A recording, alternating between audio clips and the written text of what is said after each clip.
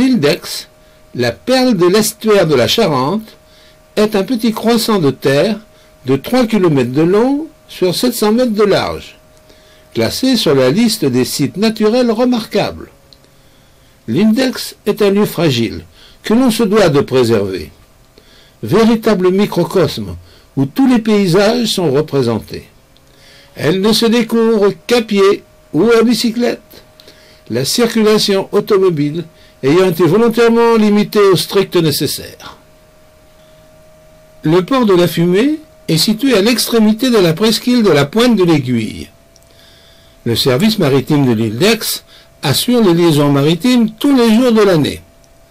Ce port, en eau profonde, est l'un des 3 petits ports de Fourras, établis sur la presqu'île.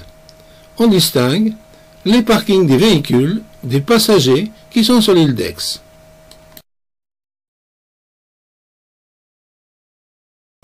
Stationnez votre véhicule à l'embarcadère, parking de la Fumée à Fourras, à 200 mètres de l'embarcadère. Tarif du stationnement pour un véhicule léger, la première demi-heure est gratuite. Ensuite, par quart d'heure jusqu'à la 12e heure, 0,40 centimes d'euros. Par tranche de 24 heures, 16 euros. Alors, important, attention, vous ne pouvez pas retirer d'argent liquide sur l'Ildex, il n'y a pas de distributeur de billets de banque. Année 1953. Équipés chacun d'une épuisette, mon frère et moi, en partance pour la colonie de vacances du ministère des Finances, dans l'Index en Charente-Maritime, au fond de la vedette de transport, l'Aiglon, à la Pointe de la Fumée à Fourras.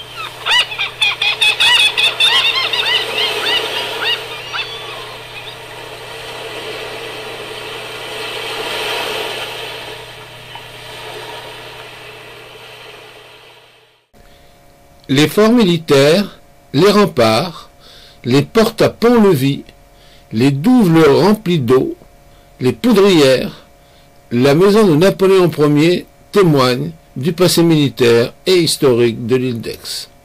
Napoléon fait un premier passage en 1808 et décide de s'y faire construire une maison. La maison de l'empereur, aujourd'hui musée. Napoléon y revient en 1815, après Waterloo.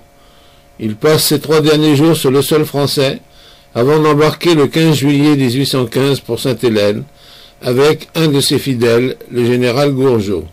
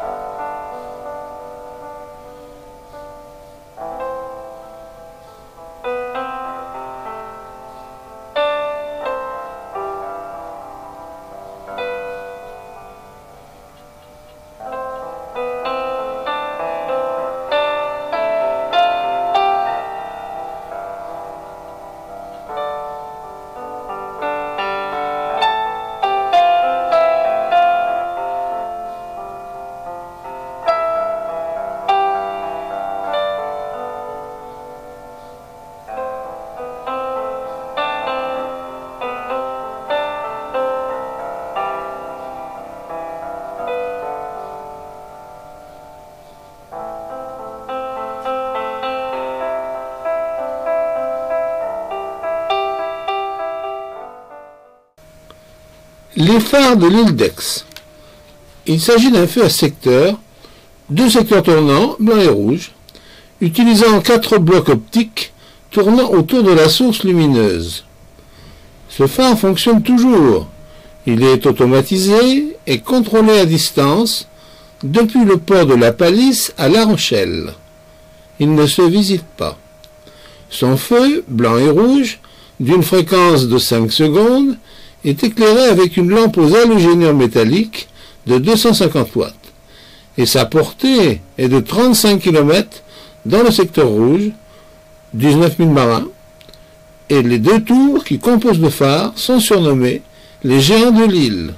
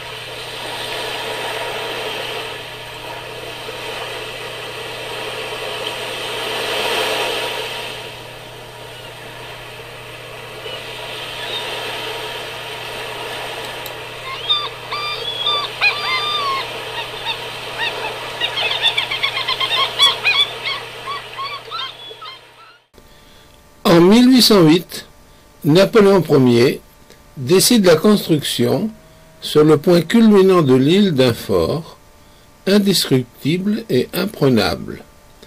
Les travaux débutent en 1810 et s'achèvent en 1834. L'ouvrage pouvait abriter une garnison forte de 600 hommes, lieu de détention pour prisonniers militaires et politiques. Au moment de la guerre d'Algérie, Ahmed Ben Bella, dirigeant du FLN, et 4 autres de ses compagnons, Mohamed Boudiaf, Hossein Ahmed, Mohamed Kider et Mohamed Tacheraf, y séjournent de mars 1959 à mai 1961.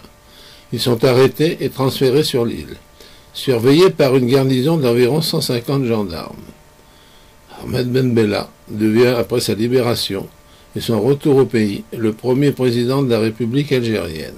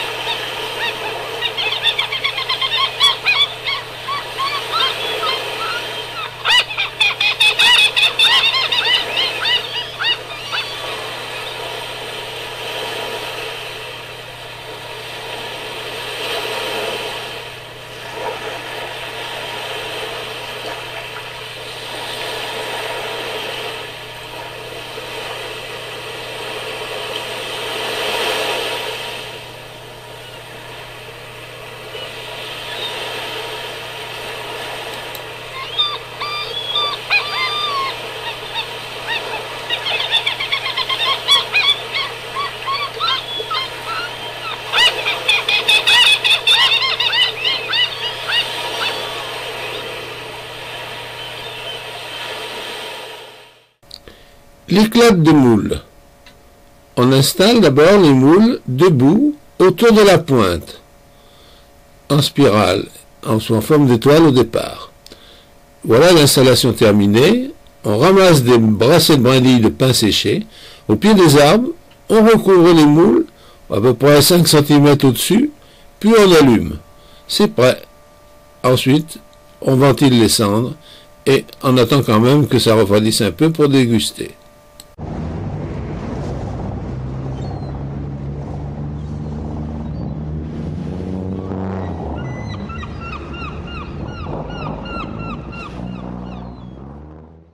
Fort Boyard. Bien que le projet de construction soit contemporain, à la fondation de l'arsenal de Rochefort en 1666, il faudra attendre 1804 pour que le chantier soit lancé. Les travaux rendus difficiles par la nature du site et par la présence de la marine anglaise ne s'achèvent qu'en 1857. Utilisé un temps comme prison, il est ensuite déclassé et abandonné, avant de devenir un lieu de tournage pour le cinéma et la télévision. Aujourd'hui, il est propriété du Conseil général de la Charente-Maritime et il est rattaché au territoire de la commune de l'île d'Aix.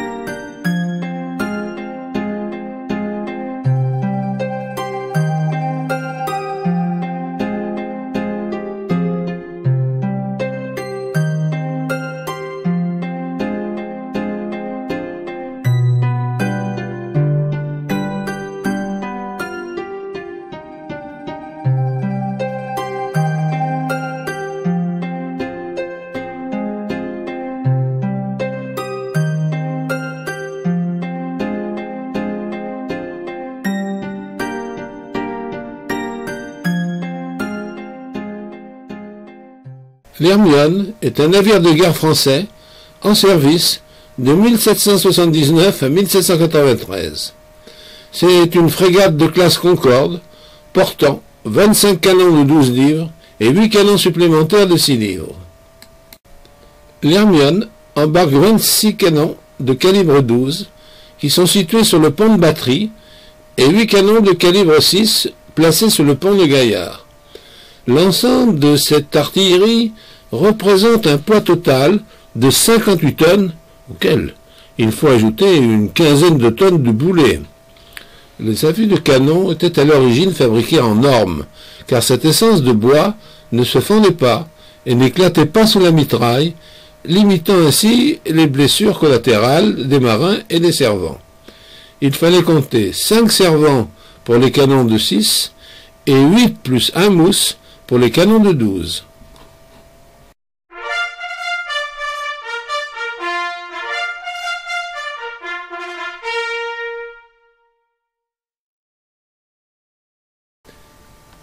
En avril 2015, l'Hermione fait tirer la batterie de canon de 12 de tribord avant son départ de l'île d'Aix pour l'Amérique, sur les traces du marquis de Lafayette en 1779. Elle fera aussi tirer la batterie de canon de 12 de bâbord.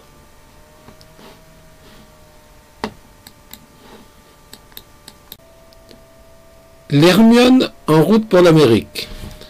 Au total, l'Hermione doit parcourir 7500 milles marins, soit 13 000 km. Le bateau fait une première escale aux Canaries du 6 au 9 mai, où aura lieu la relève d'équipage.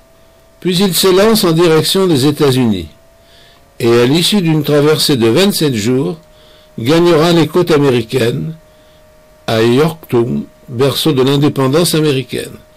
En Virginie, le 5 juin, il fera ensuite étape à Mount Vernon, Alexandria, Annapolis, Baltimore, Fort Mifflin, Philadelphie, New York, Greenport, Newport, Boston et Castine.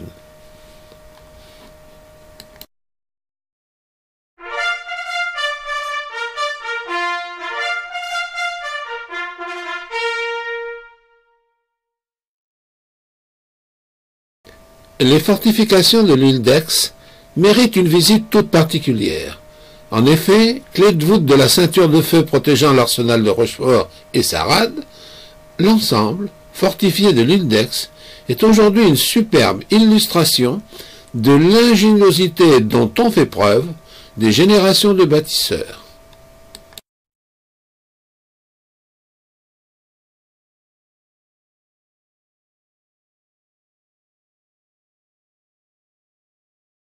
Le fort de la Rade. À la pointe sud de l'île dite de Sainte-Catherine, il a été construit en 1703.